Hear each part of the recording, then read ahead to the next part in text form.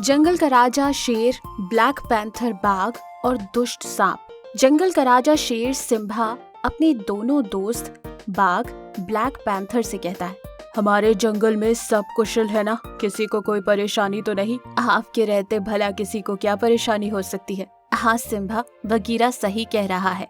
यूं जंगल में सब कुछ अच्छे से चल रहा था। सिम्बा का एक मंत्री था सांप, जो बड़ा ही दुष्ट था। वो बगीरा और भैरव को बिल्कुल भी पसंद नहीं करता था। वो अपने मन में कहता है, ये सिम्बा और उसके नियमों ने तो तंग कर दिया। सिम्बा के साथ साथ उसके दो दोस्त बगीरा और भैरव, जो उसकी हर बात पर हाँ में हाँ मिलाते। इसका शिकार मत करो, उसका शिकार मत करो। अगर ऐसे ही चलता रहा तो बहुत जल्द भूख के मारे ही मर जाऊंगा। नहीं नहीं, ऐसा नहीं हो सकता। मैं सिम्बा को मारकर इस जंगल का राजा बन जाऊंगा। उससे पहले सिम्बा की जो ताकत है, भैरव और बगीरा, मुझे उन्हें रास्ते से हटाना होगा। जिसके बाद सिम्बा खुद ब खुद कमजोर पड़ जाएगा। फिर मेरा काम आसान हो जाएगा। सांप मौके की तलाश में था। फिर एक दिन उससे बगीरा जंगल में अकेला घूमता दिख जाता है। सांप तुरंत उसके पास जाकर कहता है, बगीरा कैसे हो? मुझे क्या हुआ, मैं तो एकदम मस्त हूँ। हाँ, तुम तो यही कहोगे, लेकिन जानवर तो कुछ और ही कह रहे हैं। वो भैरव की ही तारीफ करते हैं। मैंने तो यहाँ तक सुना है कि महाराज को भी भैरव से ही ज्यादा लगाव है। बंद करो अपनी बकवास। तुम हम दोनों के बीच फूट डालने की कोशिश कर रहे हो। सच हमेशा कड़वा ही होता है। तुम अपने लिए कुछ अच्छा सुनने के लिए तैयार ही नहीं हो। यही तुम्हारी मूर्खता है। कुछ दिन बाद जब जंगल में तुम्हारी कोई अहमियत नहीं होगी, तब जाकर तुम्हें समझ आएगा। तुम कहना क्या चाहते हो?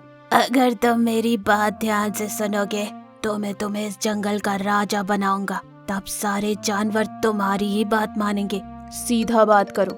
पहले हम दोनों मिलकर भैरव को मार देते हैं, उसके बाद सिम्बा को मार डालेंगे। फिर तुम राजा और मैं मंत्री। ये बात तो गलत है। भला मैं कैसे अपने दोस्तों को मारूंगा?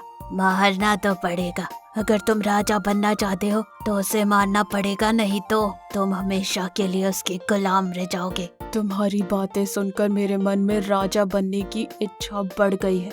ये हुई ना बात। अभी जाकर भैरव को बातों में बहला फुसला कर यहाँ ले आ। मैं उसे मार डालूंगा। ठीक है। यूं बगीरा भैरव को सांप के पास लाता है। सांप तुरंत भैरव को डस लेता है और उसे मार डालता है। जब सिम्बा को भैरव का कोई पता नहीं लगता, सिम्बा बाकी जानवरों से पूछता है, मेरा दोस्त भैरव दिखाई नहीं दे रहा। पता नहीं क्यों, पर मुझे बहुत चिंता हो रही है।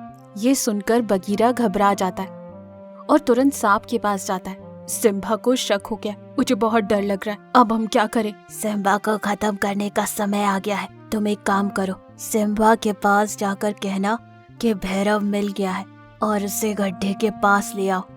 जब वो गड्ढे में देखने लगे तो तुम पीछे से उसे धक्का दे देना। भूखा और प्यासा सिम्बा गड्ढे में ही मर जाएगा और फिर तुम बनोगे जंगल के राजा।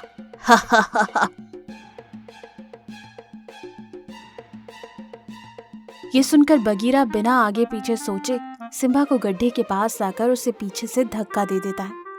सिम्बा गड्ढे में गिर जाता है। दूसरी ओर सांप बगीरा के पीछे से आकर उसे डस लेता है। बगीरा भी उसी गड्ढे में गिर जाता है और अपनी आखिरी सांसें लेते हुए सिम्बा से कहता है, मुझे माफ कर दो सिम्बा, मैंने बहुत बड़ी गलती कर दी। इस दुष्ट सांप की बातों में आकर भैरव को धोखा दिया। मेरा ये अंजाम होना ही था। ये कहते हुए बगीरा मर जाता है। सिम्बा सब समझ गया था कि क्या हुआ था। वो कुछ नहीं कर पाता और लाचार बेबस गड्ढे में ही पड़ा रहता है। आखिरकार मेरा सपना सच हो गया। आज से इस जंगल का राजा मैं हूँ। जो मन करेगा मैं वो करूँगा। जिसका शिकार करना चाहूँ कर सकता हूँ। कोई मुझे रोकने टोकने वाला नहीं। यूं वो खुश होकर वहां से चला जाता है। अगले दिन एक हाथी उस गड्ढे की ओर से गुजर रहा था। तभी सिम्बा की दर्द भरी आवाज उसे सुनाई देती है। तुरंत हाथी गड्ढे के पास जाता है और अपनी सूंड से सिम्बा को बाहर निकालता है। जैसे ही सिम्बा थोड़ा संभल जाता है, वो सांप के पास जाता है। सांप सिम्बा को देखकर परेशान हो जाता है। सिम्बा सांप पर हमला कर उसे मार डालता है। इस कहानी से हमें ये सीख मिलती है कि एक ना एक दिन बुराई का अंत जरूर होता है और हमें कभी भी किसी की कही हुई बातों पर अपनी दोस्ती में शक नहीं करना चाहिए।